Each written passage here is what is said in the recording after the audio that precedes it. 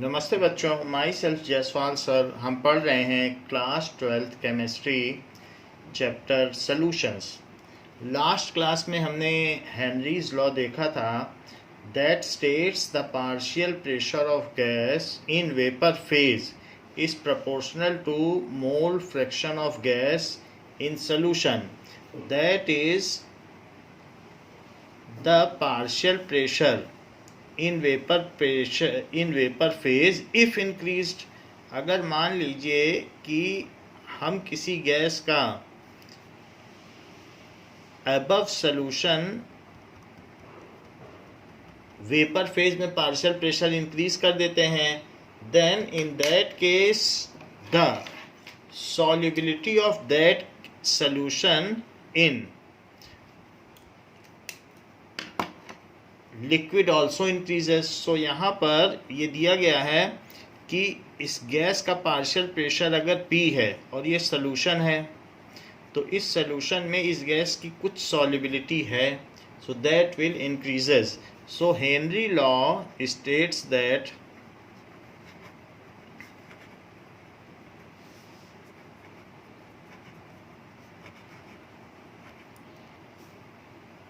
the partial pressure of gas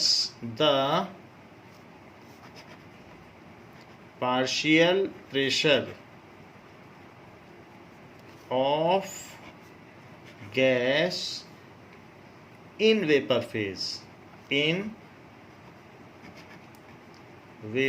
phase that is P is proportional to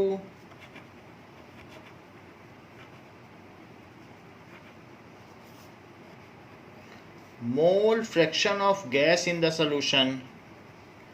Mole fraction of gas,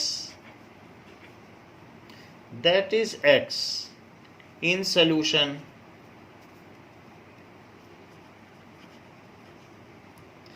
You may take a mixture of gases over here. However, for a particular gas the partial pressure will be taken. जैसे CO2, N2 और कई चीज़ें हैं और आप CO2 को study कर रहे हैं कि CO2 की सॉल्युबिलिटी क्या है, तो CO2 का जो भी पार्शियल प्रेशर होगा, the pressure due to collision of CO2 exerted on walls will only be taken, that is the partial pressure, और CO की ही solubility देखेंगे। तो यहाँ if there are mixture of gases then mole fraction is also in vapor phase and mole fraction is also in solution phase। तो हमने यहाँ पर लिखा है, सिर्फ मोल फ्रैक्शन लिखने से काम नहीं चलेगा, मोल fraction of gas in solution. अगर आप ऐसा नहीं लिखते हैं तो ये पॉइंट मिसिंग हो जाएगा और ये मान लिया जाएगा कि आप वेपर फेज में बात कर रहे हैं। तो वहाँ तो अगर पार्शियल प्रेशर बढ़ाओगे तो उसके मोल फ्रैक्शन के सीधा प्रोपोर्शनल नहीं है, वो इसके मोल फ्रैक्शन जो उसकी सॉल्युबिलिटी है, because solubility also can be indicated in terms of mole fraction because it is also a mode of concentration। तो जितना पार्शियल प्रेशर हम बढ़ाएंगे उतना ही उस गैस की सॉल्युबिलिटी इस सोल्यूशन में बढ़ती चली जाएगी, दैट मीन्स उसका मोल फ्रैक्शन बढ़ता चला जाएगा।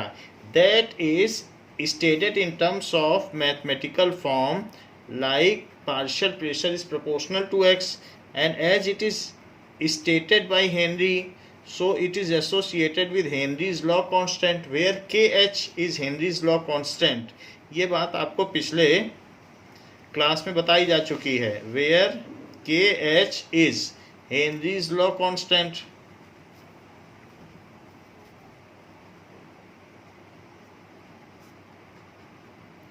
Henry's law constant। Now how we will perceive the Kh? So Kh को अगर हम देखें, so this is P upon X, the partial pressure applied above solution to attain per unit mole fraction of gas। यानी इतना ज़्यादा partial pressure बढ़ा दीजिए कि गैस ही गैस डोमिनेट करे सोल्यूशन में, उसका यूनिट फ्रैक्शन मोल फ्रैक्शन हो जाए और लिक्विड से भी काफ़ी गुना ज़्यादा हो, तो मोल फ्रैक्शन नियरली 1 हो जाएगा। तो इट इज़ देखिए ये तो एक हाइपोथेटिकल कॉन्सेप्ट हो गया कि यूनिट मोल फ्रैक्शन गैस का कैसे हो जाएगा जब सोल्यूशन में. How ever you can see that it is the ratio of partial pressure applied and the mole fraction attend. तो बाई डेफिनेशन तो हम यही लिखेंगे, the necessary partial pressure required to attain unit mole fraction of gas is called the KH. तो KH यहाँ पर अब जितना ज़्यादा पार्शियल प्रेशर अप्लाई करना पड़ रहा है तो उसमें KH की वैल्यू ज़्यादा हो जाएगी. KH ज़्यादा हो जाएगी इसका मतलब है कि उस गैस की सॉल्युबिलिटी कम हो जाएगी हमें. और अगर कम प्रेशर लगाने से ही उसका मोल फ्रैक्शन डोमिनेट कर जाता है तो that means that is very soluble. So more is the KH, less is the solubility, क्योंकि ये सॉल्युबिलिटी या मोल फ्रैक्शन से इन्वर्सली प्रोपोर्शनल है. सो Henry law constant is the ratio of partial pressure applied over solution and its solubility, that is mole fraction in the gas. Henry's law constant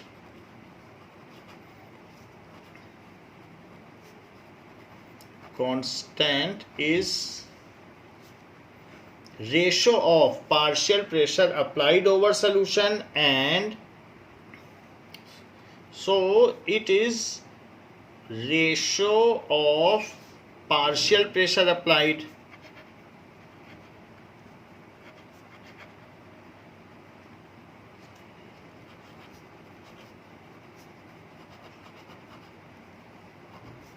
over solution and mole fraction of that gas in solution.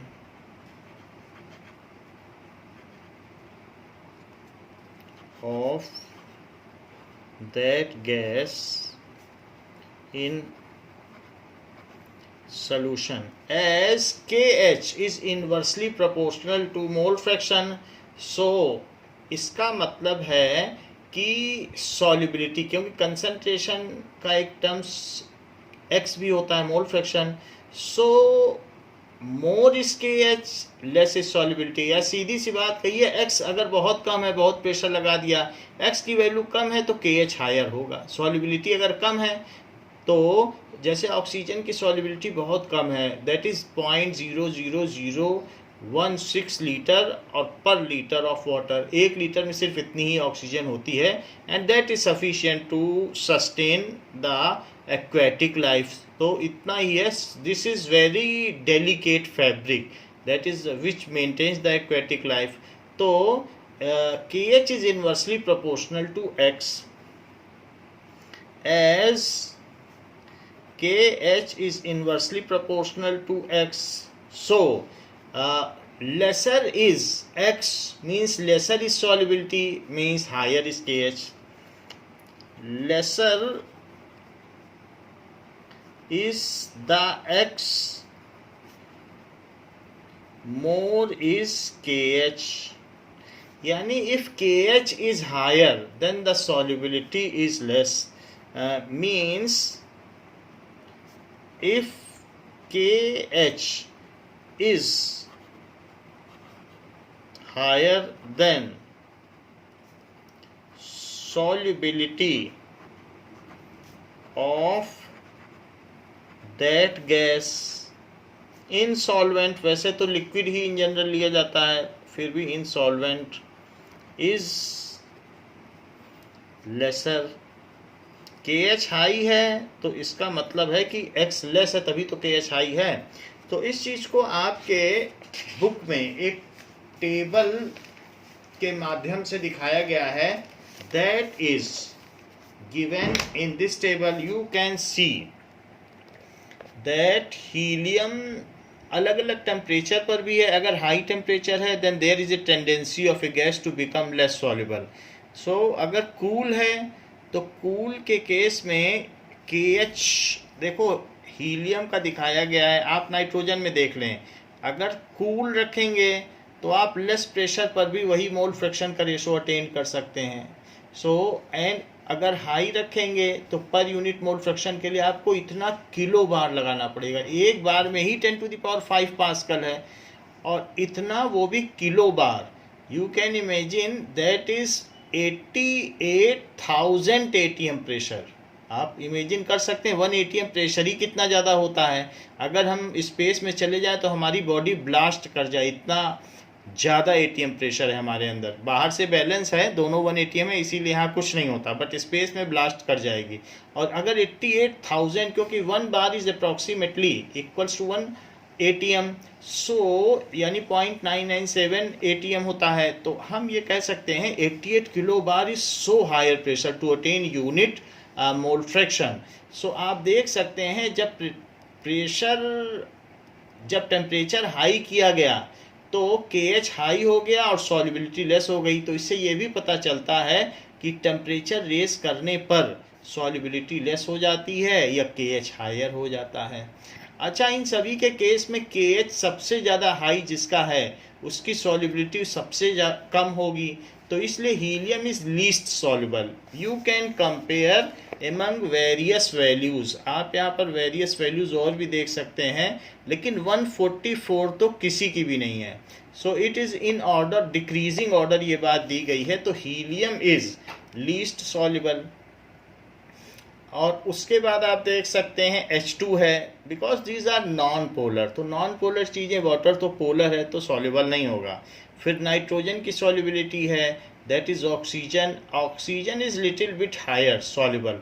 तो ये कहा जा सकता है कि water में oxygen का mole fraction ज़्यादा है इन कंपैरिजन ऑफ नाइट्रोजन, क्योंकि एयर में तो ऑक्सीजन का मोल फ्रैक्शन कम होगा क्योंकि वो 21% बाई मास है, लेकिन वहीं वाटर में ऑक्सीजन का मोल फ्रैक्शन ज़्यादा है, क्योंकि यहाँ पर आप देख रहे हैं इसके KH की वैल्यू कम है। तो oxygen is more soluble than nitrogen in water and it sustains the life of aquatic animals. इसी तरीके से आप यहाँ देख सकते हैं ऑक्सीजन का भी कंपैरिजन दिया है। जब टेम्परेचर बढ़ता है तो KH बढ़ जाता है और सॉल्युबिलिटी कम हो जाती है। तो मछलियों के लिए सर्दी का समय ज़्यादा अच्छा है, they are more comfortable in cold because at that time KH is lower and solubility is higher. Thus, there are also other comparison like argon. Argon is also having high value, however it is less importance to sustain life. तो इसलिए खैर कुछ भी हो, argon का भी अच्छा खासा है 40 किलो बार। नाउ CO2 का KH बहुत कम है, इसलिए CO2 की सॉल्युबिलिटी ज़्यादा है। और वैसे भी CO2 वाटर से रिएक्ट करके H2CO3 कार्बोनिक एसिड बना देती है। So it becomes more the pressure you will apply, more the carbonic acid is formed, and if the pressure is release then CO2 escapes out as CO2।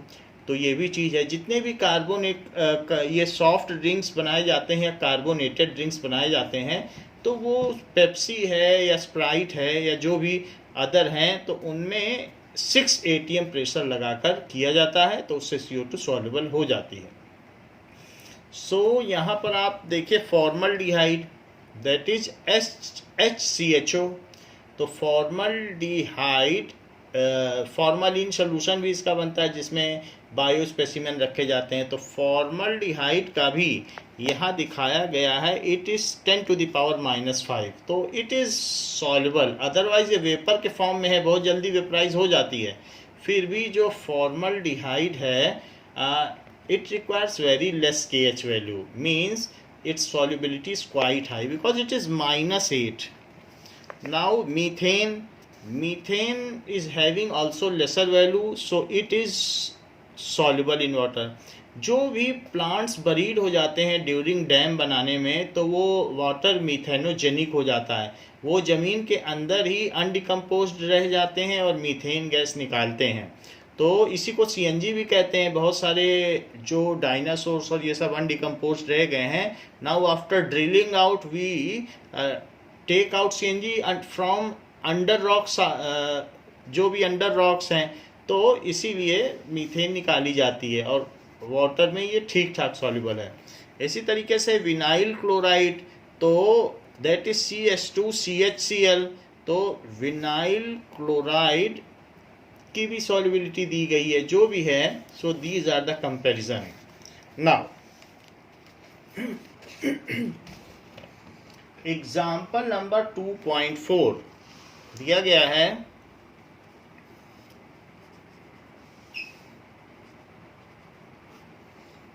if N2 gas is bubbled through water, if bubbled through water,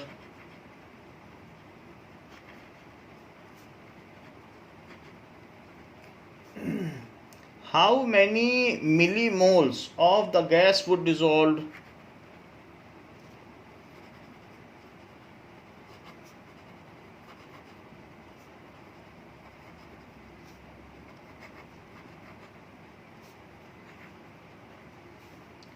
Would dissolve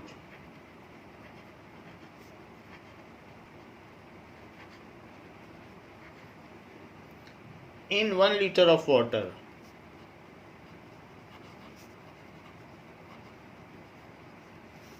Now assume that N2 exert a partial pressure of, assume that N2 exert a partial pressure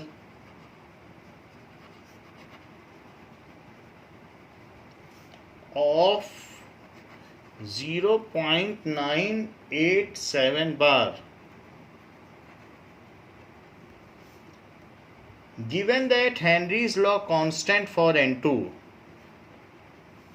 given that KH is equals to at 293 Kelvin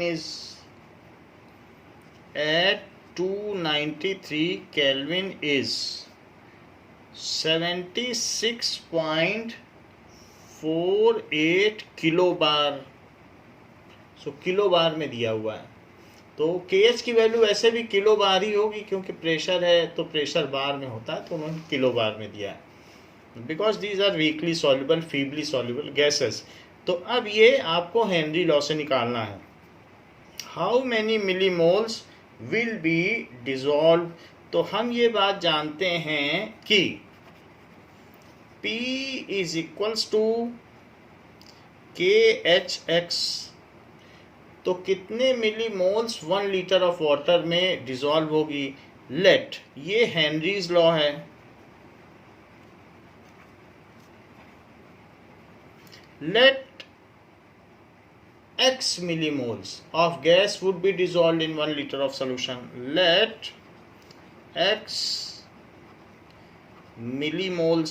So हम ये बात कह दें कि millimoles कही गई है, तो अभी हम मोल पे ही बात करते हैं, बाद में मिलीमोल में आ जाएंगे. Let X moles of gas is dissolved N2 gas dissolves in 1 liter water. तो 1 लीटर क्या होगा. 1 लीटर में अगर आप देखें तो 1000 ग्राम होता है 1 लीटर में, क्योंकि 1 ग्राम पर सेंटीमीटर क्यूब या 1 ग्राम पर ml इसका डेंसिटी होता है. तो अगर हम चाहते हैं कि मान लीजिए इसका मास निकालना चाहें तो 1000 ग्राम होता है इसमें, और वाटर का मोलर मास 18 ग्राम पर मोल होता है. तो इस तरीके से अगर हम इसे सॉल्व कर लें तो हमें पता चल जाएगा कि 1 लीटर में कितने मोल हुए, क्योंकि मास बाई मोलर मास. बताओ n क्या होता है. n is mass by molar mass. तो वही फार्मूला लगा दिया. 1 लीटर में मास होता है 1000 ग्राम और मोलर मास होता है 18 gram per mole. So it dissolves in 55.56 mole of water. हमने मान लिया कि x मोल डिसॉल्व्स होते हैं. तो अब यहाँ पर x मोल डिसॉल्व होते हैं और प्रेशर कितना अप्लाई किया गया है. पार्शियल प्रेशर इतना दिया गया है, तो पार्शियल प्रेशर की जगह 0.987 लिखो. तो 0.987 KH की जगह किलो बार नहीं लिखना है, इसको बार में बदल के लिखना है, क्योंकि ये भी बार है. तो जब ये बार है सारी यूनिट SI में ही होनी चाहिए, तो बार बार कट जाएगा. It is bar and it should also be in bar. So 76480 bar. इसी में 1000 से मल्टीप्लाई कर दिया तो ये KH हो गया. अच्छा, मोल फ्रैक्शन क्या होता है. मोल फ्रैक्शन यानी moles of nitrogen upon moles of nitrogen और प्लस 55.56 क्योंकि हम पर लीटर में निकालना चाहते हैं. As solubility of N2 is quite low, so and that is the moles of this can be neglected. तो हम इसको नेग्लेक्ट कर देंगे बिकॉज किलो बार में लगाने पे जब हो रहा है तो बहुत ही कम सॉल्युबिलिटी है. It's value will be very less. तो जरा देखें कि यहाँ पर आपके देख सकते हैं कि 0.987 अपॉन इसको लिखिए. तो इसको नीचे ले आइए, लेकिन नीचे लाते समय 0.7648 लिखिए. ऐसा करने पर 10 टू द पावर, मैंने इसको छोटा कर दिया तो ये बड़ा हो गया. मैंने इसकी सारी पावर्स इसमें डाल दी और इसे छोटा कर दिया. 5 डिजिट पहले डेसिमल लगा दिया. तो N2 अपॉन NN2. तो NN2 है. सो नंबर ऑफ मोल्स है, चाहे तो आप नंबर ऑफ मोल्स हैं तो x भी लिख सकते हैं. x चाहे x लिख लें, तो क्योंकि हम लोगों ने x माना है तो x लिख लीजिए. x मोल्स हैं. सो x प्लस 55.56. नाउ अब देखिए 3 डिजिट पहले डेसिमल है, 4 डिजिट पहले डेसिमल है. एक जीरो अपने मन से बढ़ा के सारा डेसिमल हटा दीजिए. तो 9870 upon 7648 into 10 to the power -5. This value is so less, that means denominator is quite high. यानी x बहुत कम है, डिनोमिनेटर हाई है, वो इसकी वजह से है. x अगर हाई होता तो ये वैल्यू इतनी कम ना होती. That means denominator is high. x dominate कर ही नहीं पा रहा है, यही डोमिनेट किए जा रहा है. तो इसका मतलब है कि इसे नेग्लेक्ट कर सकते हैं. सो x अपॉन 55.56 ऐसा कर दिया. नाउ अब हम इसको डिवाइड कर लेते हैं और x की वैल्यू निकाल लें. सो it is 9870. that is 9870 divided by 7648. 7648 is equals to 1.290. तो 1.290 1.29. सिर्फ यही नहीं, अब ये भी इसके साथ आ जाएगा. Into 55.56 into 10 to the power -5 is equals to x. So 1.29 में 55.56 और लगा दिया जाए. 1.29 into 55.56 is equals to 71.70. So 71.70 71.7 into 10 to the power -5. ये तो मोल्स हो गए.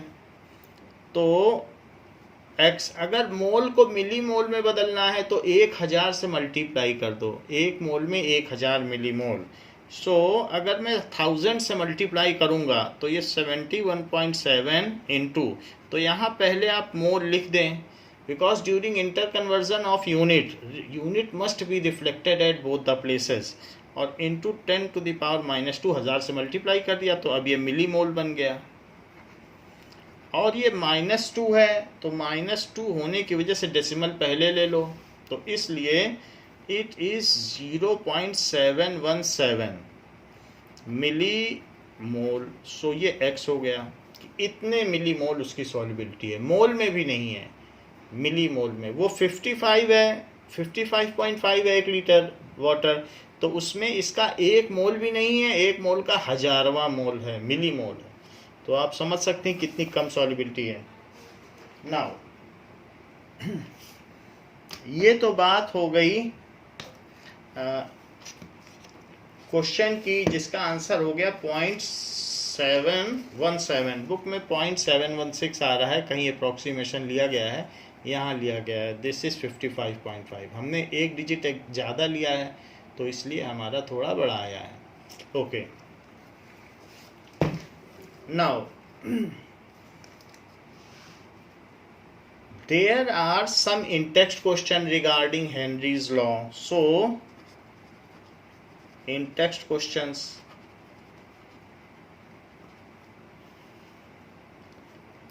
that is page number 4.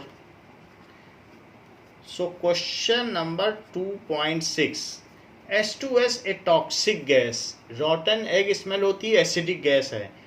H2S a toxic gas with rotten egg smell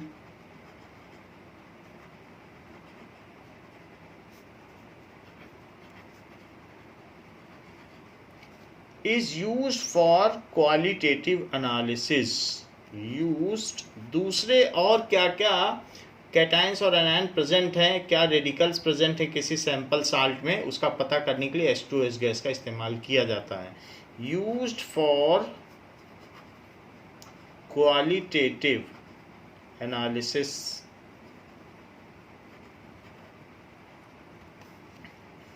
If the solubility of H2S in water at STP, if the solubility of H2S in water at STP is 0.195 मोल, इतनी solubility दी है molality में। सो calculate Henrys constant, calculate Henrys constant. Now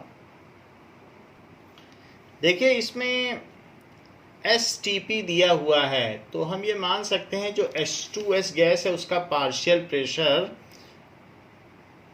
1 atm है और यहाँ पर atm में दिया गया है, मोलैलिटी दी गई है। तो जो देखते हैं हमारा आंसर क्या आता है, वो भी atm में आएगा। STP 1 atm प्रेशर होता है, standard temperature pressure. So STP is equal to, कई जगह 1 बार भी माना जाता है तो 1 बार में भी है STP। सो इसके आंसर को देखने से पता चलेगा कि आंसर अगर बार में है तो हम 1 बार ले लेंगे। Now it is in bar, so we will take it STP। तो स्टैंडर्ड टेम्परेचर प्रेशर है तो उसको कहा जाता है 1 bar pressure and 273 kelvin 0 degree Celsius, उसको STP कहा जाएगा।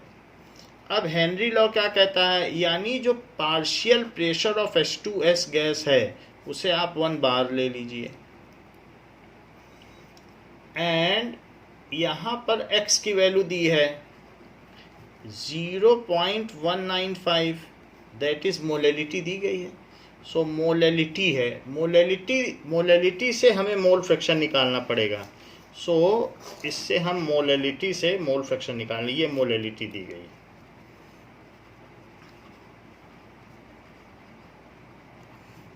दैट मीन्स इतने m, तो ये चीज़ हमको दी गई। अब जरा देखिए मोलैलिटी का मतलब क्या समझते हैं। मोलैलिटी का मतलब है 1 kg वाटर में इतने मोल H2S गैस के हैं।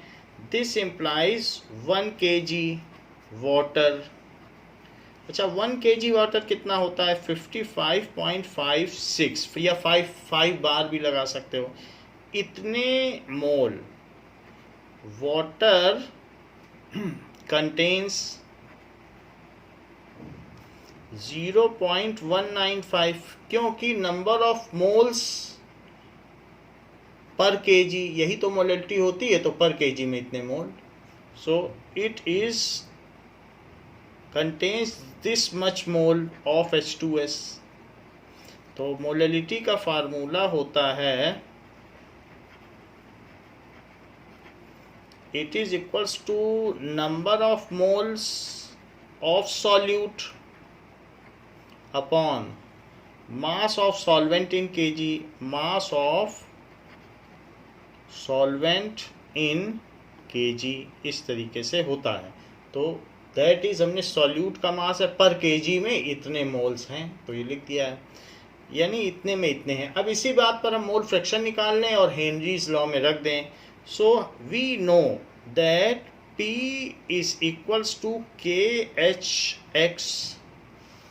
सो P की जगह P की वैल्यू रखिए 1 बार, KH का पता नहीं, X है, सो NH2S अपॉन NH2S प्लस, क्योंकि मोल फ्रैक्शन है और N ऑफ वाटर, तो सब कुछ इसमें दिया है। ये दिया है 0.195 और ये 1 बार है, तो KH यहाँ पर है, इस चीज़ को ऊपर ले जाओ 1 बार के पास और उसको नीचे ले आओ। NH2S कितना दिया है यहाँ से देखिए, number of moles of H2S 0.195, तो ये भी ऊपर जाएगा और ये भी 1 बार तो 1 है, हट जाएगा, तो 0.195 और प्लस वाटर के मोल्स कितने हैं दूसरी साइड में ऊपर गया तो 55.56 और इसके मोल्स नीचे आ जाएंगे दूसरी तरफ, तो इसलिए 0.195 और उधर सिर्फ KH बचेगा। इन दोनों को ऐड कर लीजिए, 55.56 एंड 0.195, आप चाहें तो 556 ले लें, 3 डिजिट पे ले लें। So it is 111, so 55.751, so 55.751 divided by 0.195, यही KH की वैल्यू हो गई और बार यहाँ था तो बाद में ही आएगी। Now we will calculate KH, कि KH कितना होता है, तो 55.751 55.751 and divided by 0.195 is equals to 285.9, तो KH की वैल्यू आ गई 285.9 बार, 285.9 बार आ गई। इसका मतलब है कि KH की वैल्यू करीब करीब देखा जाए तो 0.2 किलो बार आई है। So this is our answer है। 289.5 बार पीछे दिया गया है, बट कहीं उन्होंने अप्रॉक्सीमेशन लिया होगा, वरना हमने पूरा कैलकुलेशन किया है। So this is the value of KH। अब जरा देखते हैं 2.7 question.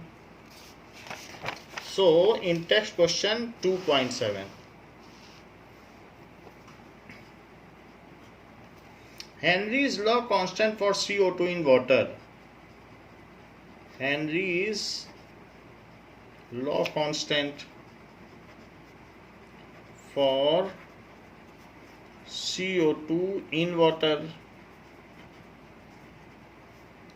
is 1.67 into 10 to the power 8 Pascal at 298 Kelvin. Calculate the quantity of CO2. Calculate the quantity of CO2 in 500 ml of soda water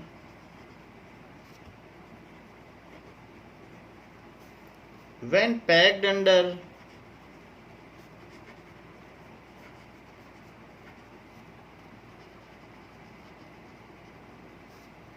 2.5 atm CO2 pressure at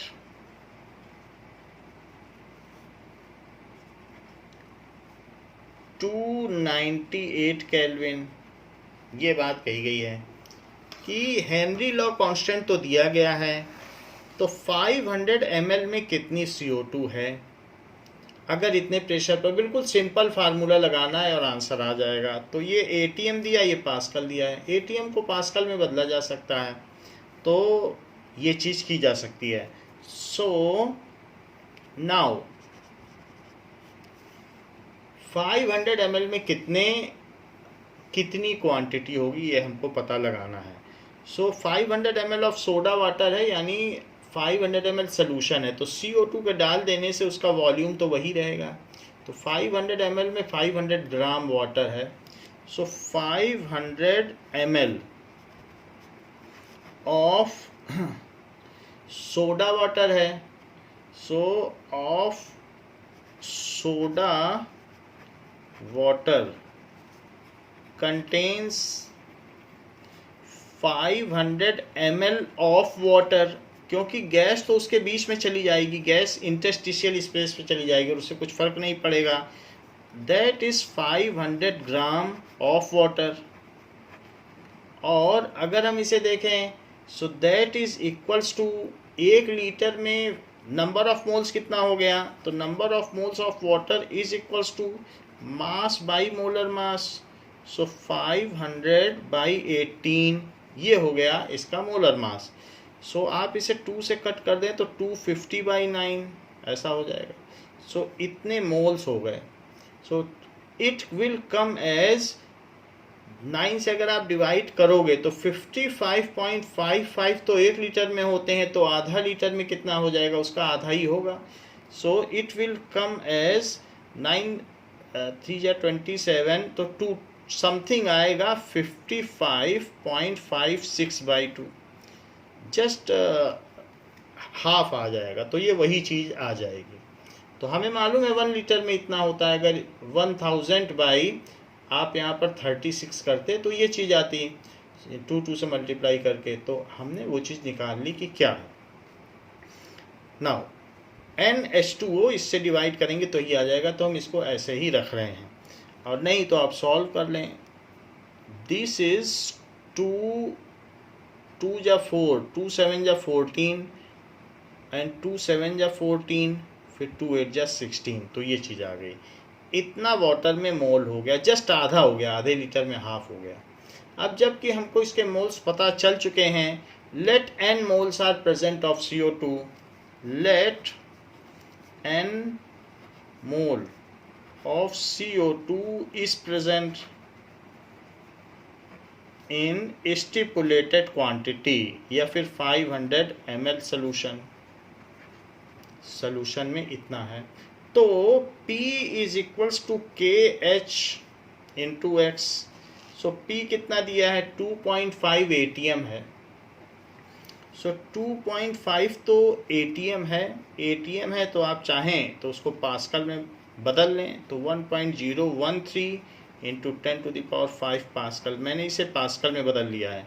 KH तो pascal में दिया ही था, 1.67 into 10⁸ pascal. और जहाँ तक mole fraction की बात है, तो n हमने मोल फ्रैक्शन माना है, तो n अपॉन n प्लस 27.78 ये चीज़ हो गई। 10⁵ अगर इससे कटता है तो यहाँ 3 बचेगा, डिवाइड कर लेंगे, बाकी चीज़ें नीचे ले लीजिए। 2.5 इंटू 1.013 अपॉन 1.67 इंटू 10⁻3 ये चीज़ आ गई। That is equals to n upon n plus 27.78 ये आ गया। अब जरा देखिए, इन दोनों ही चीज़ों को पलट लीजिए, तो अगर पलटेंगे तो n plus 27.78 divided by n हो जाएगा, इज इक्वल्स टू 1.67 है तो 1670 कर लो, और डिवाइडेड बाई इन दोनों को मल्टीप्लाई कर लो।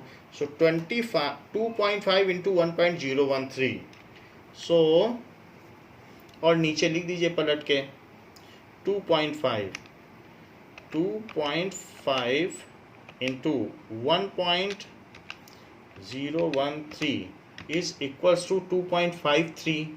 सो 2.53 नीचे लिख दें, पलट दिया, इन्वर्टिंग बोथ साइड।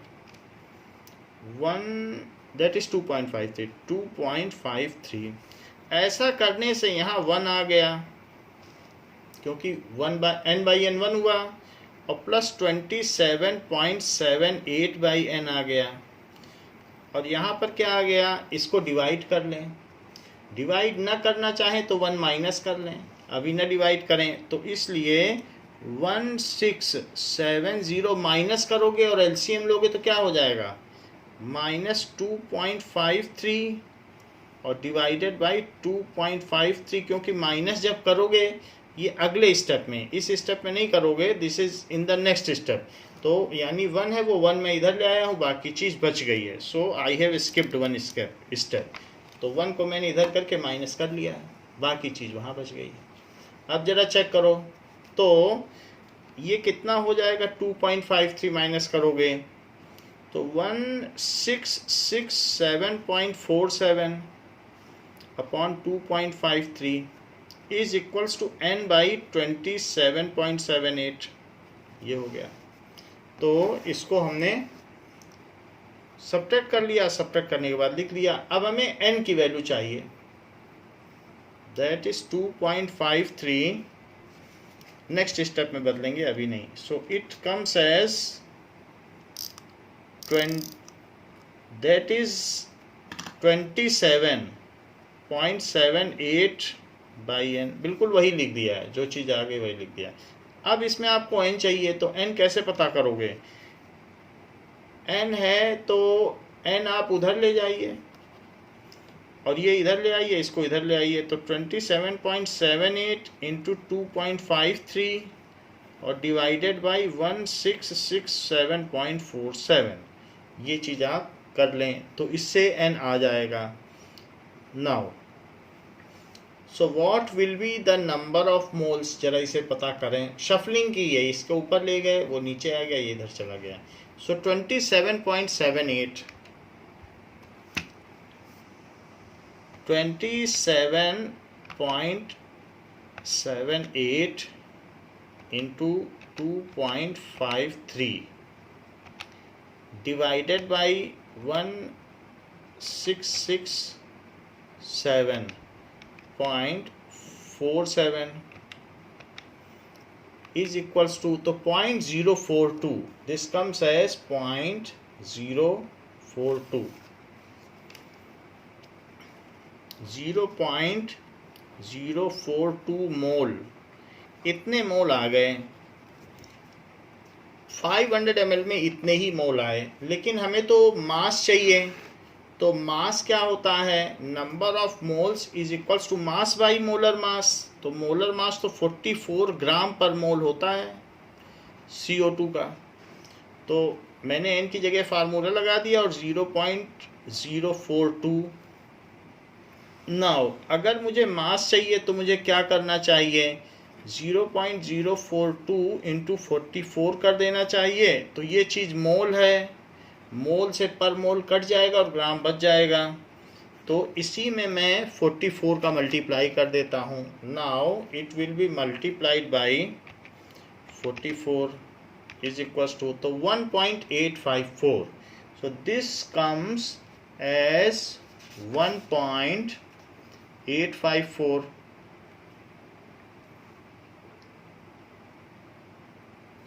सो इसमें कैलकुलेट द क्वांटिटी 1.854 ग्राम हो गया, इतने ग्राम सॉल्युबल है 500 में।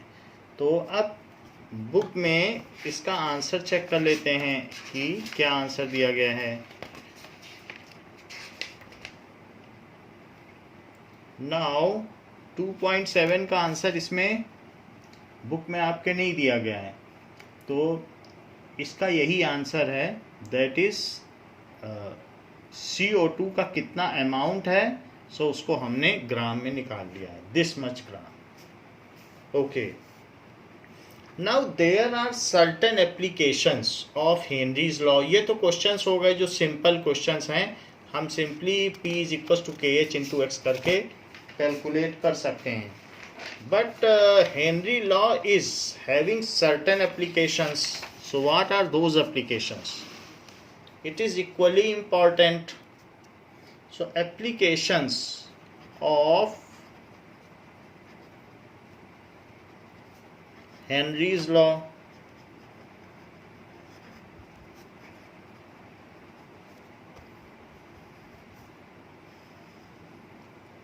हेनरी लॉ किस किस काम में आता है? It is also use in industry and biological phenomena to increase CO2. So पहला इसका एप्लीकेशन है कि to increase solubility of CO2 in soft drink, solubility of CO2 in soft drinks and soda water.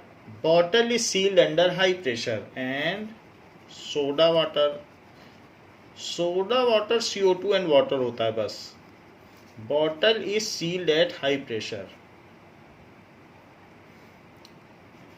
Is sealed at high pressure.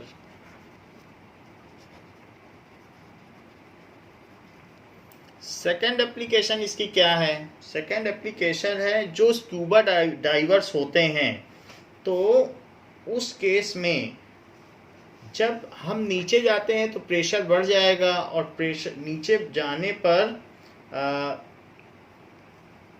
जब pressure बढ़ जाएगा तो क्या होगा, अगर हम वो जो ऑक्सीजन सिलेंडर ले जाते हैं उसमें N2 डिजोल्व रहेगा. सो ऑक्सीजन और नाइट्रोजन का अगर हम वही प्रपोर्शन रखेंगे तो नीचे चलने पर नाइट्रोजन के हमारे ब्लड में सॉल्युबिलिटी बढ़ जाएगी, क्योंकि अंडर अगर आप 1 किलोमीटर नीचे भी चले गए, स्क्यूबा डाइवर्स का मतलब है जो गोताखोर होते हैं, जो शनावर होते हैं. सो अगर वो पानी के अंदर जाएंगे तो 1 किलोमीटर नीचे जाने पर उस जो एटमॉस्फेरिक प्रेशर है वो 2 atm हो जाएगा, क्योंकि गेज प्रेशर ही 1 atm हो जाता है. तो इस तरीके से it leads to high solubility of N2 gas in blood. और जब वो गोताखोर बाहर निकलते हैं स्क्यूबा डाइवर्स, तो वो N2 गैस ऊपर आते समय वो उतनी तेजी से ब्लड से आउट नहीं होती है, वो ब्लड में ही रह जाती है और बाद में वो बबल्स ट्रैप हो जाते हैं बॉडी में और क्रैम्प्स पड़ जाते हैं. तो इस तरीके से and it is painful and dangerous to avoid bends. कई जगह ऐसा होता है. और nitrogen is also toxic, higher concentration of nitrogen is toxic for blood. Hence इसलिए हम जो परसेंटेज देते हैं, जो ऑक्सीजन सिलेंडर वो ले जाते हैं, उसमें हम हीलियम भी मिक्स कर देते हैं, because it's solubility is very low, least soluble है हीलियम. तो हीलियम जैसे जैसे स्कूबा डाइवर ऊपर आएगा वैसे वैसे वो ब्लड से निकलती जाएगी और उसमें क्रैम्प्स या बेंड्स नहीं पड़ेंगे. तो इस तरीके से कि the bottle used by scuba diver पानी के जो गोताखोर हैं, कंटेन्स कंपोजिशन. उसमें क्या क्या कंपोजिशन है? दैट इज 11.7% हीलियम है, 56.2% नाइट्रोजन है एंड 32.1% O2 है. सो ऑक्सीजन थोड़ी ज़्यादा ही रखी जाती है जिससे एनर्जी ज़्यादा मिले, रेस्पिरेशन रेट हायर रहे. तो इस तरीके से हम हीलियम डाल देते हैं. Helium is filled, helium is included in this to avoid cramps और bends in body. Helium is included in composition या mixture to avoid bends या cramps due to its least solubility in water. तो जैसे जैसे ऊपर आएगा वैसे वैसे ही गैस बाहर निकल जाती है. ability in water and it also facilitates nitrogen also to escape out of blood. तो इस तरीके से हम ऐसा करते हैं। Now at high altitude the pressure of partial pressure of oxygen less है। हम जानते हैं कि लद्दाख में, लेह लद्दाख में 20% एटमॉस्फेयर है, तो वहाँ पर जब 20% टोटल एटमॉस्फेयर ही है तो ऑक्सीजन की परसेंटेज भी 1/5 होगी, क्योंकि 0.2 का एटीएम प्रेशर है वहाँ पर। यहाँ 1 एटीएम है तो वहाँ 0.2 है, तो ऐसे केस में ऑक्सीजन लेसर होगी, वो भी 21% बाई मास वहाँ पर है, लेकिन टोटल तो लेस ही है क्योंकि 20% एटमॉस्फेयर ही है वहाँ पर। तो ऐसे केसेस में हम सफिशिएंट ऑक्सीजन हमें नहीं मिल पाती। सो ऐसे केस में क्या होगा कि सफिशिएंट अगर ऑक्सीजन नहीं मिल पाएगी तो हमारा ब्रेन प्रॉपरली काम नहीं कर पाएगा और एनॉक्सिया हो जाएगा, दैट लीड्स टू एनॉक्सिया। तो वहाँ भूलने की बीमारी हो जाती है। The persons living at high altitude have frequent memory loss, वो मोबाइल नंबर, लोगों के नाम, ये सब भी भूल जाते हैं। तो ऐसा और भी एक केस में होता है, अगर हम अल्कोहल कंज्यूम करते हैं, then alcohol uses oxygen of blood, और अगर वो हमारे ब्लड की ऑक्सीजन अल्कोहल यूज़ करता है डाइजेस्ट होने के लिए, तो हमारे ब्लड में ऑक्सीजन कम हो जाएगा। इसीलिए जो भी ड्रिंकर है, तो वो जो ड्रंक पर्सन है वो किसी भी चीज़ को बार बार रिपीट करता है, because he does not know that he has uttered the same thing earlier also. तो वो एक चीज़ को बार बार इसीलिए बोलता है क्योंकि वो भूल जाता है कि उसने बोला है। तो this problem, that is the deficiency of oxygen due to less percentage of oxygen in blood, either due to atmospheric pressure or due to some alcoholic beverage, is called anoxia। यदि हमारे रक्त में किसी प्रकार की ऑक्सीजन की कमी होती है जिसके कारण हमें हमारी स्मरण शक्ति कमज़ोर हो जाती है, तो इस प्रकार की बीमारी को एनॉक्सिया कहते हैं। सो ऐसे केस के लिए क्या करना चाहिए, because if pilot goes to at higher altitude, he is flying at higher altitude, so he may also suffer from the same disease. So that is air control tower, the ATC reminds repeatedly to pilot that put your oxygen mask so that you are not deprived of oxygen deficiency in your blood, and the necessary switch and button can be operated by him. Otherwise there is a fair chance of losing the control over aircraft and the damage of life as well as costly appliances। तो इसलिए उसको ATC बार बार ये बताती है कि क्या आपने oxygen mask पहन लिया है, क्योंकि ये ना हो कि वो ओवर कॉन्फिडेंस में ऑक्सीजन मास्क न पहने और ब्लड में ऑक्सीजन कम हो जाए और अब वो बटन ऑपरेट करना भूल जाए या किसी बटन को बार बार करता रहे। तो ये चीज़ कही गई है। That is eight high altitude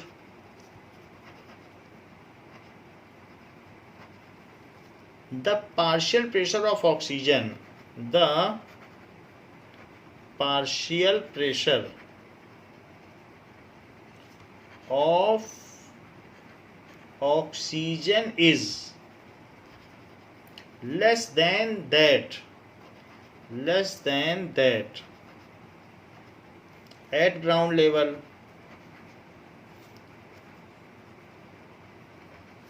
जैसे जैसे हम ऊपर बढ़ते जाते हैं हमारा एटमॉस्फेयर डिप्लीट होता जाता है और उसकी डेंसिटी कम हो जाती है, और 1 किलोमीटर ऊपर जाने पर ही ये लगभग आधी हो जाती है एयर की डेंसिटी। नीचे 1.29 kg पर मीटर क्यूब है और 1 किलोमीटर ऊपर पर ही ये आधी हो जाती है। तो आप समझिए जो हिली एरियाज हैं या माउंटेन हैं वो तो 8000 मीटर हैं, 8 किलोमीटर ऊपर हैं, तो वहाँ अगर 0.2 यानी 1/5 रह जाए तो कोई बड़ी बात नहीं है।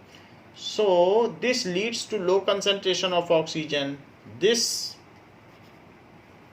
Leeds to low concentration of oxygen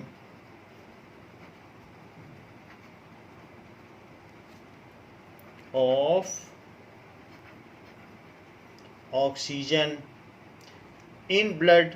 तो ब्लड में ऑक्सीजन कम हो जाती है, इसीलिए कहा जाता है कि सुबह ताज़ी हवा में जो है नंगे पैर टहलना चाहिए जिससे ऑक्सीजन का लेवल ब्रेन में बना रहे, और सुबह मॉर्निंग वॉक के लिए भी निकलना चाहिए क्योंकि ऑक्सीजन सफिशिएंट होती है फोटोसिंथेसिस काफ़ी हो रही होती है, और इस वजह से ऑक्सीजन हमारे ब्रेन में जाती है तो हमारी पढ़ने लिखने की क्षमता बढ़ जाती है। और ये भी कहा गया है रात को प्लांट्स के नीचे नहीं सोना चाहिए, ट्रीज के नीचे, नहीं तो वहाँ ऑक्सीजन की कमी होती है और मेमोरी लॉस हो जाता है। So this leads to low concentration of oxygen in blood and tissues of people living at high altitude. और फिर उससे क्या हो जाएगा, low blood oxygen causes weak and unable to think clearly. Low blood oxygen causes, उसकी वजह से क्या होगा, जो माउंटेन क्लाइंबर्स हैं, तो क्लाइंबर्स क्या करते हैं, to become weak,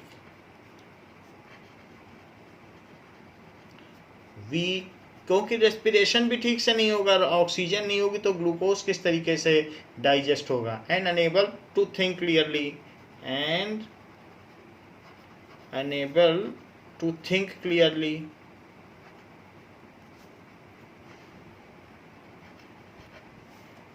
And this symptom is known as anoxia. This symptom is known as anoxia.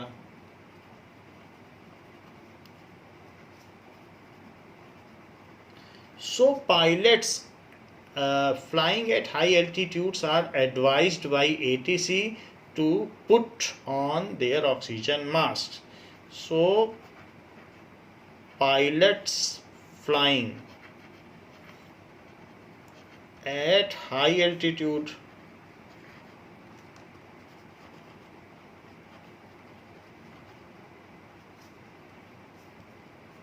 are advised by ATC, air traffic control, to put on their oxygen mask.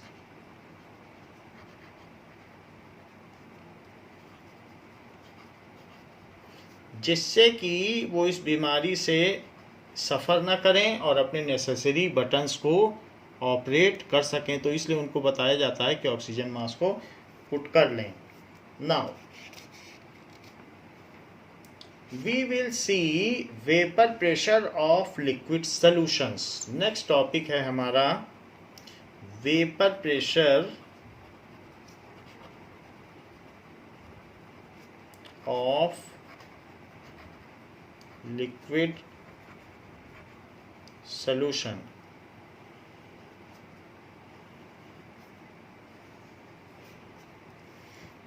Liquid solutions जो भी होते हैं, अगर हम उसको किसी container में रख दें तो क्या होगा, किसी किसी की हाई वोलेटिलिटी होती है। मान लीजिए मैंने इसको एक कंटेनर में रख दिया, तो लिक्विड को किसी क्लोज्ड कंटेनर में रख दिया गया है, ऐसे कंटेनर में, तो लिक्विड में से वेपर्स उड़ेंगे एंड सम पोर्शन इसका जो है वेपराइज हो जाएगा because it is volatile, and those vapours will collide with the walls of container and exert a pressure on it. So this is called vapor pressure of liquid. Her liquid का, कोई भी liquid हो जो volatile है, जैसे oil है वो less volatile है, लेकिन वाटर हुआ, केरोसिन है, पेट्रोल है, सो इसमें से तो वेपर्स निकलती ही रहती हैं। सो वो जो वेपर्स हैं they will collide with the container and at a certain temperature and pressure condition, धीरे धीरे इसमें प्रेशर बढ़ता चला जाएगा क्योंकि और वेपर्स निकलेंगी। फिर द रेट ऑफ, उसका जो रेट ऑफ कंडेंसेशन है और रेट ऑफ वेपराइजेशन है, it will be equal after a certain time, और इनमें वेपर लिक्विड इक्विलिब्रियम एक स्थापित हो जाएगा। So there is a vapour liquid equilibrium is established between them. तो उसका उस समय जो भी वेपर होगा उसको कहेंगे कि उसका वेपर प्रेशर है वो। तो हर लिक्विड का जो गैस लिक्विड इक्विलिब्रियम होगा या वेपर लिक्विड इक्विलिब्रियम होगा, सो आफ्टर, इसमें मान लीजिए हमने मरकरी रख दिया है, तो थोड़ी देर बाद हम देखेंगे कि मरकरी का लेवल, ये क्लोज्ड एंड मैनोमीटर है, तो क्लोज्ड एंड मैनोमीटर में मरकरी फिल कर दिया है और यहाँ वैक्यूम है, दिस इज वैक्यूम, तो इतनी जो हाइट है, तो यहाँ पर इस गैस की वजह से प्रेशर हो रहा है और दूसरी तरफ मरकरी प्रेशर डाल रही है। तो इस तरीके से हम कह सकते हैं कि यहाँ का जो प्रेशर है, the pressure exerted at this end is equal to the gauge pressure. जो इस मरकरी का प्रेशर है rho g h gauge pressure, वही इस गैस का पार्शियल प्रेशर है। तो इस एंड पर ये बी पॉइंट है, ये पॉइंट बी है, और इस एंड पर इसकी वजह से गैस की वजह से प्रेशर पड़ रहा है, इस एंड पे गैस की वजह से प्रेशर पड़ रहा है। तो इस एंड का प्रेशर जो है वो पार्शियल प्रेशर ऑफ गैस है।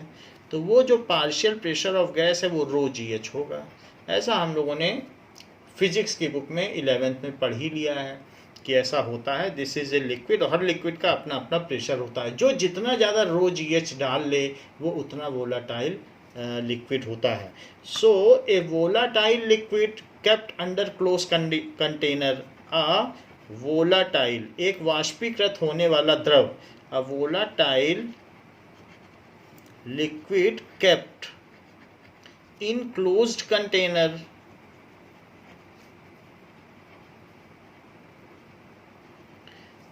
vaporizes and at certain point of time, closed container में रखा है, after सर्टेन, धीरे धीरे ये लेवल उठेगा और एक टाइम ऐसा आएगा कि फिर वो और नहीं उठेगा, वो वहीं बना रहेगा। तो मान लिया जाएगा कि इक्विलिब्रियम आ गया है। At certain point of time at constant temperature, temperature नहीं बदलना है, टेम्परेचर बढ़ा दोगे तो और वेपर्स निकलने लगेंगे। एट कांस्टेंट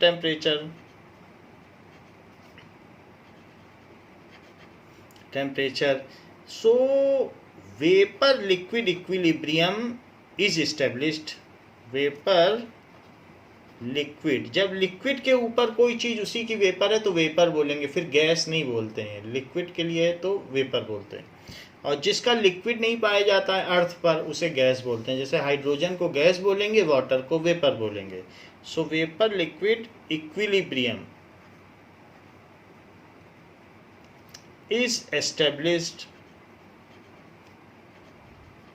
एस्टेब्लिश हो जाएगा। तो जो थोड़ा जो लिक्विड है वो डायनामिक इक्विलिब्रियम है, वो धीरे धीरे वेपर में बनता रहेगा, और जो वेपर है वो धीरे धीरे लिक्विड में कन्वर्ट होता जाएगा।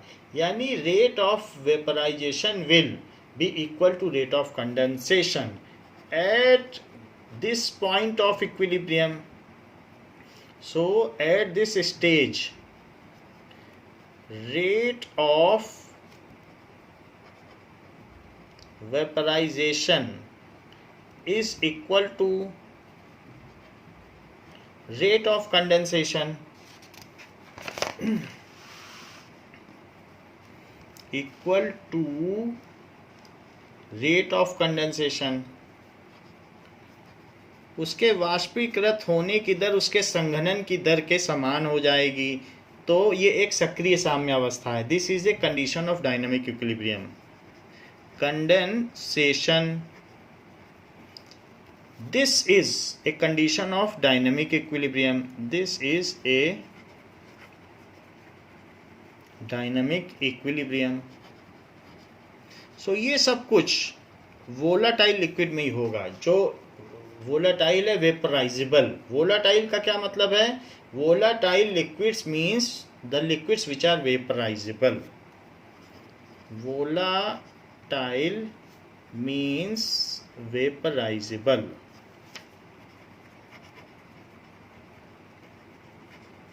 तो वोलाटाइल लिक्विड ऐसा होगा। अब जरा हम देखें नाउ।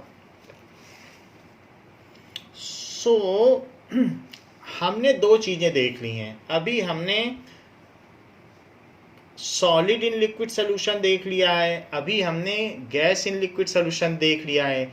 लेकिन ये चैप्टर इन दोनों के लिए नहीं बना है, ये चैप्टर बना है liquid in liquid solution. So this is the main या core concern of the chapter. तो अब हम अपने मेन टॉपिक पे आते हैं जो कहता है कि liquid liquid solutions. So vapour pressures of liquid liquid solutions. Now if two liquids are mixed with each other, then such solutions are called binary solutions. If two miscible liquids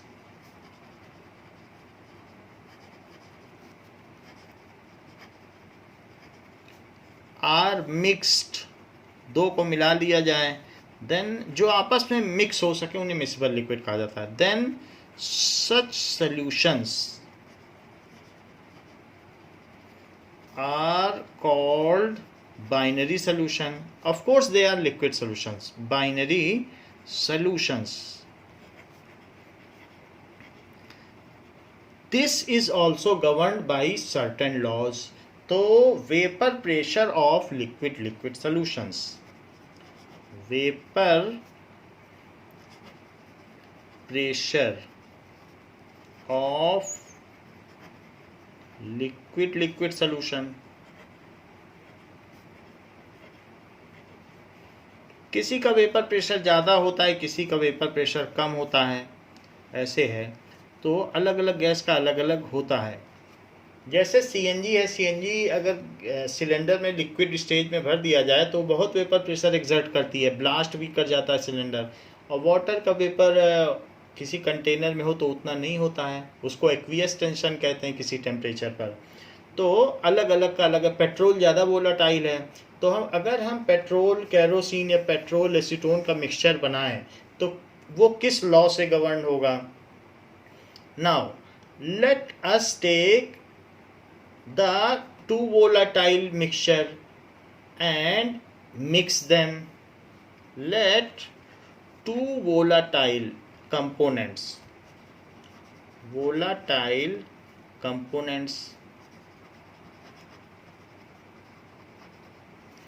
1 and 2 volatile components लिए गए, are mixed together.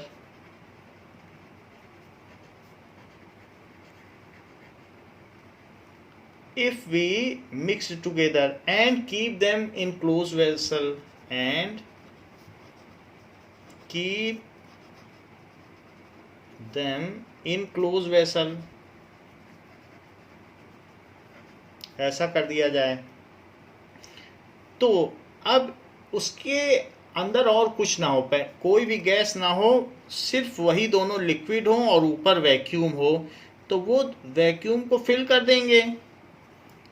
और ultimately जो भी हमने इसमें दो liquid अगर fill कर दिए हैं, मिक्स कर दिए हैं, तो वो दोनों क्या करेंगे. जैसे मान लीजिए हमने दो इसमें लिक्विड ले लिए और उनको मिक्स कर दिया. They are miscible in all proportions, तो वो मिसिबल हैं इन ऑल प्रोपोर्शन. तो A and B components are taken together. तो कुछ इसके भी पार्टिकल्स वेपराइज होंगे और कुछ दूसरे के भी होंगे. रेड के हो सकता है रेड वाला कम वोलाटाइल हो, उसके थोड़े ही हैं, और ग्रीन के बहुत ज़्यादा हैं. जो भी हो, लेकिन इन दोनों का अपना अपना पार्शियल प्रेशर होगा. And only they will contribute to exert pressure on the mercury column of manometer. तो इसमें ये एक्सर्ट करेंगे प्रेशर. तो यहाँ पर जो एक्सर्ट करेंगे, तो यहाँ पर जो ए पर प्रेशर होगा, क्योंकि पास्कल्स लॉ कहता है कि सेम लेवल पर लिक्विड में कहीं भी प्रेशर सेम रहेगा. तो यहाँ पर तो ये वैक्यूम है, तो यहाँ पर पड़ने वाला जो प्रेशर है वो रो जी एच है. और यहाँ पर पड़ने वाला प्रेशर जो पी टोटल है, पी टोटल. सो जो पी टोटल है वो इन्हीं दोनों की वजह से तो है, क्योंकि यहाँ ए एंड बी कंपोनेंट्स हैं. So P total is due to first component and the pressure due to second component. Now ये तो इजीली कहा जा सकता है क्योंकि यही दोनों हैं, पहले से हमने इसमें वैक्यूम रखा था और सब कुछ निकाल लिया था. So whatever is P total is due to partial pressure, then the total pressure above liquid is sum of the partial pressure by first and second liquid. Then total pressure above liquid is sum of partial pressure, sum of partial pressure due to vapors of first and second liquid, due to vapors, या ये कह सकते हैं partial pressure of first and second liquid due to vapours of first and second liquid. तो इसके लिए अगर vapour हो, हमें इससे लेना देना नहीं है कि एसी की वेपर है, कहीं पर भी जैसे हमारे एटमॉस्फेयर में जितनी गैसेज हैं तो जिसके जितने मोल्स हैं उतना ही वो प्रेशर एग्जर्ट कर रहे हैं, क्योंकि उतना वो कोलाइड करेंगे। जैसे किसी के 100 में 60 मोल्स हैं, जैसे आप समझ लीजिए कि नाइट्रोजन के 70 मोल्स अगर होंगे एटमॉस्फेयर में, तो उसके कोलिजन 70% होंगे, क्योंकि 70 मोल्स हैं। 100 में से 70 मोल्स अगर मान लीजिए नाइट्रोजन के हैं, 28 मोल्स ऑक्सीजन के हैं, तो ये कहा जा सकता है कि 28% हिस्सेदारी ऑक्सीजन की होगी। तो जितनी जिसकी हिस्सेदारी उतनी उसकी भागीदारी, इस बेसिस पे चलता है। तो अगर 1 ATM हमारे एटमॉस्फेयर में ये 1 ATM का जो एटमॉस्फेरिक प्रेशर है, तो उसमें ये कहा जाएगा 0.7 ATM नाइट्रोजन का है और 0.28 ATM ऑक्सीजन का है, क्योंकि उनके उतने उतने परसेंटेज हैं, जिसके जितने परसेंट मॉलिक्यूल होंगे, ये फ्लैटली ट्रू है, तो उतना परसेंटेज वो पार्शियल प्रेशर लगाएगा, तो 1 ATM का बंटवारा हो जाएगा। सबसे पूछा जाएगा भाई आपके कितने परसेंटेज मॉलिक्यूल है, मास भी नहीं पूछा जाएगा, मोलर मास भी, सिर्फ मोल्स पूछे जाएंगे। तो CO2 कहेगी मेरे 0.02% मोल्स हैं, मुझे इतना परसेंट पार्शियल प्रेशर दो, तो उसका कंट्रीब्यूशन इतना ही है। तो जो भी गैस हमारे एटमॉस्फेरिक गैसेस हैं उनका अपना अपना कंट्रीब्यूशन है, लेकिन फिर भी Dalton's law of partial pressure क्या कहता है, sum of partial pressure above liquid is equal to total partial pressure, to total pressure. ये डाल्टन का आंशिक दाब का नियम है कि जितनी भी गैसेस हमारे एटमॉस्फेयर में प्रेशर डाल रही हैं, सबका सम कर दो तो टोटल प्रेशर आएगा, जो 1 ATM है। सबसे पहले तो हमें यही जान लेना चाहिए कि बेसिक चीज़ क्या है, कि P is equals to P1 plus P2। तो P टोटल प्रेशर ये हुआ, that is the total pressure above liquid is sum of partial pressure due to जो भी गैसेज हैं, that is Dalton's law of partial pressure. Now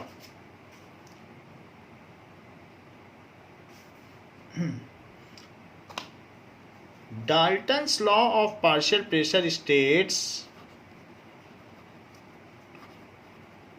ये इसी की वजह से Dalton's law. So it is as per Dalton's law of partial pressure।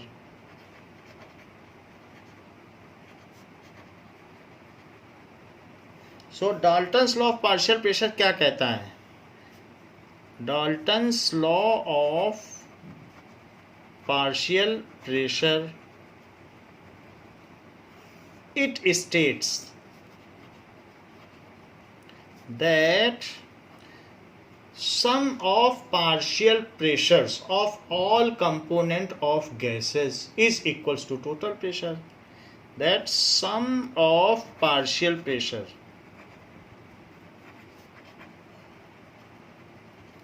of all components of gases present in system, जो भी है आइसोलेटेड सिस्टम, उसको किसी से बाहर से संपर्क ना हो, isolated system is equal to total partial pressure.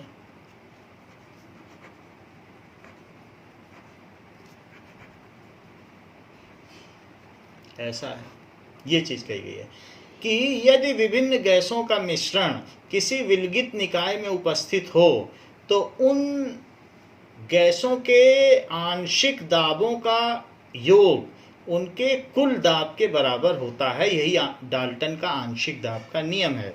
So it is equal to total pressure, partial नहीं होना चाहिए, टोटल प्रेशर, क्योंकि टोटल हो गया तो पार्शियल कहाँ रहा, तो टोटल प्रेशर, तो टोटल प्रेशर के इक्वल हो गया। अब जरा देखें, तो यहां पर हम ये कह सकते हैं कि कोई भी, जैसे मान लीजिए दो कंपोनेंट को हमने मिला दिया, अब दो कंपोनेंट की अगर हमने मिक्सिंग कर दी है इस तरीके से, जहां पर जो फर्स्ट कंपोनेंट है अगर वो फुल हो, मान लीजिए कि जो वन कंपोनेंट है तो प्योर हो, बिल्कुल प्योरेस्ट फॉर्म ये, तो अगर वन पूरा होगा तो टू फिर बिल्कुल भी नहीं होगा, x1 is equals to 1, full है वो, प्योर फॉर्म कहते हैं इसको। तो जब वो प्योर है तो वन वाला कंपोनेंट है, मान लीजिए दो चीज़ ले ली, एल्कोहल ले लिया और साथ में एल्कोहल के साथ वाटर ले लिया, दोनों के अपने अपने प्रेशर्स हैं, एल्कोहल की भी स्मेल होती है। तो वन अगर आपने प्योर एल्कोहल ले लिया तो उसका अपना पार्शियल प्रेशर होगा, कुछ ना कुछ पार्शियल प्रेशर होगा, इतना होगा, फुल होने पे उसका कुछ प्रेशर होगा, उसको कहेंगे कि that is the partial pressure under pure form. लेकिन धीरे धीरे आप उसमें पानी डालते गए तो वाटर डालोगे तो उस केस में जो लिक्विड है उसमें अब जो उसकी सरफेस है उसमें सिर्फ अल्कोहल के ही मॉलिक्यूल नहीं रह जाएंगे, कुछ अल्कोहल के मॉलिक्यूल रहेंगे और कुछ फिर अब वाटर के रह जाएंगे। तो ड्यू टू अल्कोहल, अब अल्कोहल के मॉलिक्यूल कम होते जाएंगे, आपने तो वाटर मिला दिया तो वाटर के भी अब ऊपर आ गए, मान लीजिए रेड वाले वाटर के हैं, तो जितना ज़्यादा सरफेस एरिया रहेगा उतना ही तो इवापोरेशन होगा। तो इस केस में हम ये कह सकते हैं कि अब अल्कोहल के मॉलिक्यूल सरफेस पे कम है तो उसका रेट ऑफ इवापोरेशन भी कम हो जाएगा, because rate of evaporation is proportional to the particles surface area of the particles, क्योंकि अब दोनों ही मिक्स हो गए हैं, अंदर में वाटर भी है और अंदर में अल्कोहल भी है, दोनों एक साथ हैं। तो इस तरीके से it can be said when we add water then the partial pressure due to alcohol decreases. हाँ, अब दोनों की वजह से होगा, वाटर भी इवेपोरेट होगा और अल्कोहल भी इवेपोरेट होगा, होंगे दोनों evaporate, but partial pressure due to alcohol, जितना ज़्यादा पानी मिलाते जाएंगे अल्कोहल का वेपराइजेशन या इवेपोरेशन कम हो जाएगा, क्योंकि सरफेस पर उसके रिप्रेजेंटेटिव्स या पार्टिकल्स कम हो जाएंगे, तो धीरे धीरे इसके पार्टिकल कम हो जाएंगे। और अगर हम इनफाइनाइट वाटर डाल दें यानी अल्कोहल जीरो पहुंच जाए तो उस केस में उसके पार्टिकल कभी सरफेस पे आ ही नहीं पाएंगे और उसका जो प्रेशर है वो डिक्रीज होते होते सीधा जीरो पहुंच जाएगा। मान लीजिए एक बोतल विस्की आप समुद्र में डाल दें तो समुद्र में डालते ही वो सरफेस पर आने का उनको बहुत कम मौका मिलेगा, और ऐसे केस में अगर उनका पार्शियल प्रेशर ज़ीरो हो गया, ये मोल फ्रैक्शन ज़ीरो हो गया तो पार्शियल प्रेशर भी वैनिश कर जाएगा या टर्मिनेट कर जाएगा। वहीं अगर पहला वाला फुल है तो दूसरा कंपोनेंट उस जगह पे ज़ीरो होगा, और अगर पहला वाला जहाँ जीरो हो गया तो वो तो तभी जीरो हुआ जब दूसरा कंपोनेंट फुल होगा, क्योंकि सम ऑफ मोल फ्रैक्शन तो 1 होता है। तो अगर मान लीजिए सेकंड कंपोनेंट, फर्स्ट कंपोनेंट को अल्कोहल ये वाटर मानिए और सेकंड कंपोनेंट को मानिए that is second component alcohol, alcohol ज़्यादा वोलाटाइल है तो हम उसे मान रहे हैं। सो ऐसे केस में जब वो प्योर था तो it is P2 partial pressure of 2 in pure form है तो ज़्यादा है, तो this is the vapour pressure. So partial vapour pressure under pure form है तो और ये जीरो लगाया गया है, P0 को कहते हैं प्योर फॉर्म में। तो यहाँ पर आप लिख सकते हैं दिस इज वेपर प्रेशर, उनका वेपर प्रेशर क्या है, दैट इज वेपर प्रेशर, ये चीज़, तो ये वेपर प्रेशर हो गया। तो ये पहले का है, ये प्योर फॉर्म पर है, और ये सेकंड वाले का है प्योर फॉर्म पर। सेकंड वाला ज़्यादा वोलेटाइल लग रहा है, तो ये यहाँ पर लिया गया है। सेकंड वाला जब प्योर में है तो उसका ज़्यादा है, तो वो मरकरी के कॉलम को ज़्यादा राइज कर रहा है, और ये पहला वाला कम। लेकिन किसी भी पॉइंट पर बीच के स्टेज में जब वो दोनों ही प्योर ना हो, मिक्स्ड हो, तो पहला वाला जो कर रहा है वो इतना कर रहा है, दूसरा वाला इतना कर रहा है। देखो दो कंपोनेंट लिए गए हैं, ये पहला वाला है, दिस इज सेकेंड। तो पहले वाले की वजह से प्रेशर देखो, दिस इज P1, दूसरे वाले की वजह से प्रेशर देखो तो दिस इज P2। तो दोनों का अपना अपना हाइट है, इसी पॉइंट पे है। ये और क्लोज होने चाहिए, लेकिन आपको समझाने के लिए मैंने थोड़ा दूर दिखाया है, but they are at the same point, ये एट सेम पॉइंट पर ही है। अब इन दोनों का टोटल कर दो, तो टोटल करने का मतलब है, क्योंकि कभी भी जो प्रेशर है, यहाँ देखो इन दोनों के सम के इक्वल होगा ना, तो इस हाइट में इस हाइट को भी जोड़ दो तो इसके ऊपर यहाँ तक हाइट पहुँचेगी। यही काम डाल्टन कहते हैं। डाल्टन कहते हैं कि ये देखो, यही हाइट अगर इसमें जोड़ दोगे तो इतना और हाई हो जाएगा। तो सीधी सी बात है कि at any point sum of the pressure लिया जाए, इतना इसका है और इतना इसका, तो दोनों को जोड़ दोगे तो ये हाइट आ जाएगी। So this is P total, this is P1 plus P2। It is nothing but the ordinate या y axis, sum of y axis, क्योंकि y एक्सिस पे हमने पार्शियल प्रेशर, वेपर प्रेशर लिया है, तो दोनों का सम कर दो तो ये डाल्टन्स लॉ है, तो डाल्टन्स लॉ है। अच्छा, अब यहाँ पर एक नई बात आ रही है। जैसा हेनरी लॉ हमने बताया था, वैसे ही राउल्ट्स ने लिक्विड सोल्यूशन के लिए बिल्कुल वैसा ही लॉ दिया। तो राउल्ट्स ने क्या लॉ दिया ये मैं बता देता हूँ आपको। इन्होंने कहा कि किसी भी लिक्विड का जो पार्शियल प्रेशर होगा, मान लो वन कंपोनेंट का, वो इस बात के प्रोपोर्शनल होगा कि उसका कितना मोल फ्रैक्शन है। ज़्यादा मोल फ्रैक्शन होगा तो उसका ज़्यादा पार्शियल प्रेशर होगा। देखो यहाँ फुल है, धीरे धीरे घटता चला गया। मोल फ्रैक्शन जैसे जैसे जीरो हुआ, लीनियर ग्राफ है, लीनियर ग्राफ ही बताता है कि अगर मोल फ्रैक्शन कम करोगे तो पार्शियल प्रेशर उसका कम होता जाएगा, और ये इसके प्योर फॉर्म का है। तो दिस फार्मूला P2 के लिए भी ऐसा ही है कि P2 में भी लीनियर ग्राफ है, जैसे जैसे मोल फ्रैक्शन 1 किया वैसे वैसे उसका पार्शियल प्रेशर लीनियरली बढ़ा, बढ़ते बढ़ते जीरो से। तो ये P2 के लिए ही तो है, और यहाँ प्योर तक में कितना हाई हो गया है, तो P2 X2 के प्रोपोर्शनल है। तो ये जो नियम है कि जितना जिसका मोल फ्रैक्शन, जितनी जिसकी सरफेस पे हिस्सेदारी, उतनी उसकी वेपर प्रेशर में भागीदारी, तो ये बात राउल्ट लॉ ने बताई। तो इस चीज़ को हम स्टेट कर लें, what is Raoult's law. So French chemist that is Francois Marie Raoult gave the quantitative relationship that is known as Raoult's law. So what is Raoult's law? Raoult's law states that for a solution of volatile liquid, for a solution of volatile liquid,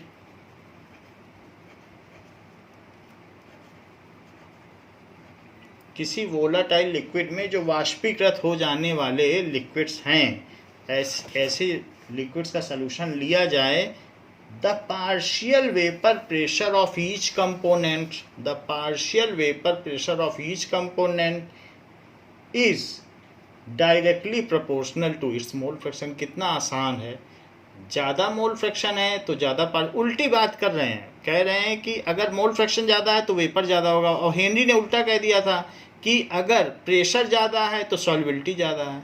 तो ultimately वो gas अगर solution में आ गया तो liquid ही मान लिया जाए। तो हेनरी और राउल्ट्स लॉ ऐसे केस में सेम हो जाते हैं, क्योंकि बात वही है, गैस अंदर चला गया। उन्होंने भी कहा था प्रेशर ज़्यादा होगा तो मोल फ्रैक्शन ज़्यादा होगा, ये भी वही बात कह रहे हैं कि मोल फ्रैक्शन ज़्यादा होगा तभी प्रेशर ज़्यादा होगा।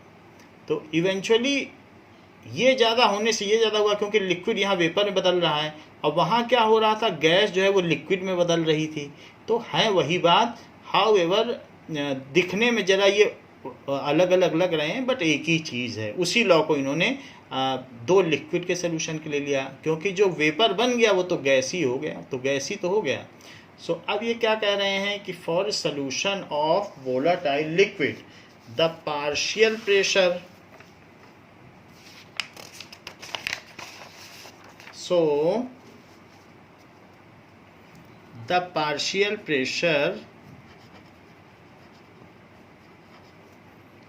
partial vapor pressure of each component, vapor pressure of each component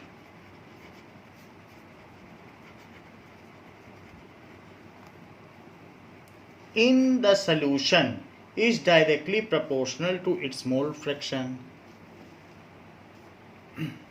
In the solution is directly proportional to its mole fraction. जितना ज़्यादा मोल फ्रैक्शन होगा सरफेस पे उसके उतने ज़्यादा ही मॉलिक्यूल होंगे, और ज़्यादा मॉलिक्यूल होंगे तो इवाप्रेशन ज़्यादा होगा, क्योंकि evaporation is directly proportional to its surface area. तो फिर से मैं वही बात लिख देता हूँ कि P1 is proportional to X1, P इसमें स्मॉलर होगा P1 और P1 P2, तो ये चीज़ हो गई। सो P1 इसके प्रोपोर्शनल है, तो P1 is equals to P1 not X1। ये भी करेक्ट है, क्योंकि X1 जब 1 बन जाएगा तो P1 P नॉट के इक्वल हो जाएगा, बिल्कुल सीधी बात है। जब प्योर फॉर्म हो गई तो बिल्कुल P नॉट के इक्वल हो जाएगा। So it is P1 naught and P2, ये बाई राउल्ट्स लॉ है, प्रोपोर्शनल टू X2, जितना जिसका मोल फ्रैक्शन उतना उसका partial pressure. So P2 is equals to P2 naught और X2 1 कर दो तो आप ये देख लेंगे कि इसके 1 करते ही ये इक्वल हो जाएगा, प्योर फॉर्म के इक्वल हो जाएगा। That is partial pressure of liquid in its pure form. अच्छा, अब जरा देखें डाल्टन लॉ क्या कहता है, by Dalton's law.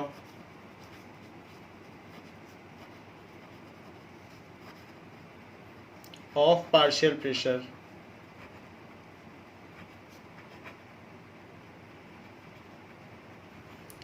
P total is equals to P1 plus P2, that is P1 plus P2। तो P1 क्या है, that is P1 नॉट, ऊपर से हमने लिख दिया P1 is P1 not X1 और प्लस P2 क्या है, P2 not X2, that is P total। अब यहां पर ये देखा जा सकता है कि अगर हम X2 को सल्यूट ले लें, जो कम होगा वो सल्यूट है, let X2 is solute and X1 is solvent, let second component, ये कन्वेंशन है, ये हमेशा माना जाएगा, second component is solute and first component is solvent, क्योंकि ज़्यादा है फर्स्ट तो उसे सॉल्वेंट माना जाए, component is solvent. So P total is equals to, हमें मालूम है कि X1 प्लस X2 दो कंपोनेंट है, बाइनरी सोल्यूशन है, तो मोल फ्रैक्शन का सम 1 के इक्वल है, तो मैं X1 को 1 माइनस X2 भी लिख सकता हूँ। सो P1 नॉट हो गया, और साथ में 1 माइनस X2 लिख दो, और इसको P2 नॉट ही लिखो और X2 लिखो। Now it is P1 not minus X2 P1 not और प्लस P2 नॉट X2। अब जरा यहाँ देखा जाए तो P1 नॉट तो ऐसे ही लिखिए, पॉजिटिव चीज पहले लिख दीजिए, तो P2 not X2 minus P1 not X2 है वही, बस पलट के लिख दिया है। This is P1 not plus P2 naught minus P1 naught into X2, so that is P total। यानी टोटल प्रेशर अगर उसमें से एक आपने सल्यूट ले लिया, so it is y is equals to M X plus C, क्योंकि ये सब कुछ नहीं बदलेगा, न स्लोप बदलेगा न सी बदलेगा। प्योर फॉर्म का प्रेशर थोड़ी ना बदलता है, ये तो वेरिएबिलिटी उसकी मोलैलिटी की, मोल फ्रैक्शन की वजह से मोलैलिटी बदलोगे तो ये बदलेगा, ये बदलेगा और ये बदलेगा। प्योर फॉर्म है अल्कोहल का, मान लीजिए आपने टेम्परेचर कांस्टेंट रखा है, तो उसके प्योर फॉर्म का वेपर प्रेशर क्यों बदलेगा? वो तो हमेशा याद करने वाली क्वांटिटी होगी, जैसे 273 पे क्या है, वो फिक्स्ड क्वांटिटी है। तो इस तरीके से अगर आप देखें, so P T is equals to, जैसे ये फार्मूला इस तरीके से हो, y is equals to M X और प्लस सी, तो ये लीनियर फॉर्म है। तो आप ये कह सकते हैं y and x, it is a graph of line, जहाँ पर y और x के हिसाब से कभी ऐसे ग्राफ बनाते थे तो y is equal to 2x plus 3, तो ये लीनियर ग्राफ होता था कि नहीं?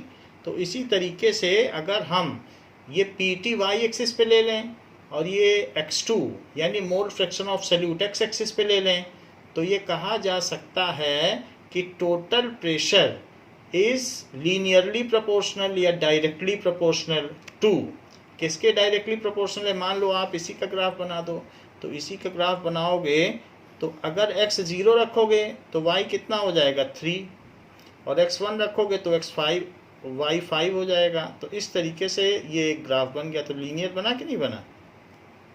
क्योंकि x 0 रखा तो y 3, x1 रखा तो y 5 बन गया लीनियर ग्राफ। तो वही चीज़ कही गई है, लीनियरली प्रोपोर्शनल है यानी डायरेक्टली प्रोपोर्शनल है। लीनियर ग्राफ होते हैं वहाँ पर दोनों वेरिएबल आपस में डायरेक्टली प्रोपोर्शनल होते हैं। सो it says that the total pressure is directly proportional to mole fraction of solute, जो भी है वो भी volatile liquid ही है। सो ये हमारा important डिडक्शन आ गया। तो क्या डिडक्शन आया कि टोटल प्रेशर ऑफ लिक्विड, तो following conclusions can be drawn from this, so it's graph will be linear. और है भी, अभी हमने जो पीछे ग्राफ आपको दिखाया था, क्या वो लीनियर नहीं था? ये बिल्कुल लीनियर ग्राफ है पी टोटल का, और x के साथ बदल रहा है। जहाँ x2 के साथ देख लो, x2 0 है तो 1, जैसे जैसे x2 बढ़ता गया pt बढ़ता गया। सिर्फ इसी ग्राफ को देखो, ये दोनों इतने महत्वपूर्ण नहीं है, pt वो इससे मिला लो, है वही चीज़ की नहीं? जैसे ये ऐसे जा रहा है वैसे भी तो ये भी तो ऐसे ही जा रहा है, तो ये और ये एक ही है। Now its graph is linear where pt and x2 are variable, जहाँ पर pt and x2 are variable, ये दोनों वेरिएबल हो गए। अब ये कहा जा सकता है, so following conclusion can be drawn, it implies, अब इसी इक्वेशन से क्या इम्प्लाई होता है? It concludes, क्या कंक्लूड करता है? The total vapour pressure over the solution can be related to mole fraction of any one component. Total vapour pressure, जो कुल वाष्प दाब है, vapour pressure over the solution, over the solution can be related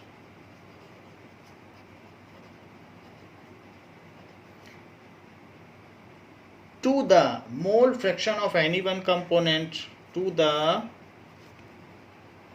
mole fraction of any one component। किसी में भी ऐसे आप चाहें x2 आप x1 का कर लें, सॉल्वेंट का कर लें, एनी वन कंपोनेंट।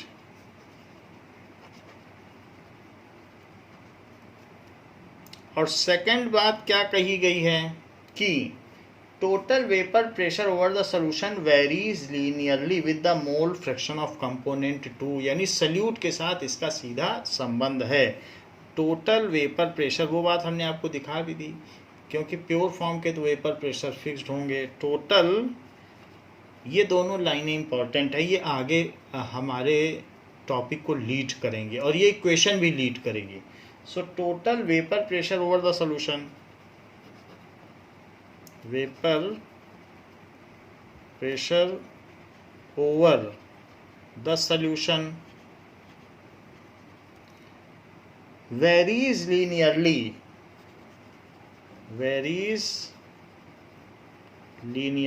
with, ये देखो y is equals to mx plus c, with mole fraction of component 2, mole fraction of component 2.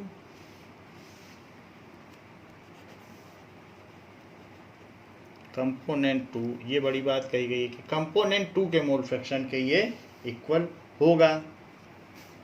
तो ये हमने इसमें देखा कि डाल्टन्स लॉ क्या है और राउल्ट्स लॉ क्या है. तो दोनों चीज़ें इंपॉर्टेंट हैं. राउल्ट लॉ कहता है कि vapour pressure of any component is directly proportional to its mole fraction inside liquid. तो वही चीज़ है कि उसका क्या मोल फ्रैक्शन है लिक्विड में, उसी के ऊपर जो वेपर प्रेशर है वो दोनों आपस में प्रोपोर्शनल है. नाउ इस क्लास के लिए इतना ही रखेंगे. इसके आगे नेक्स्ट क्लास में आपको एग्जाम्पल नंबर 2.5 कराया जाएगा. थैंक यू बच्चों.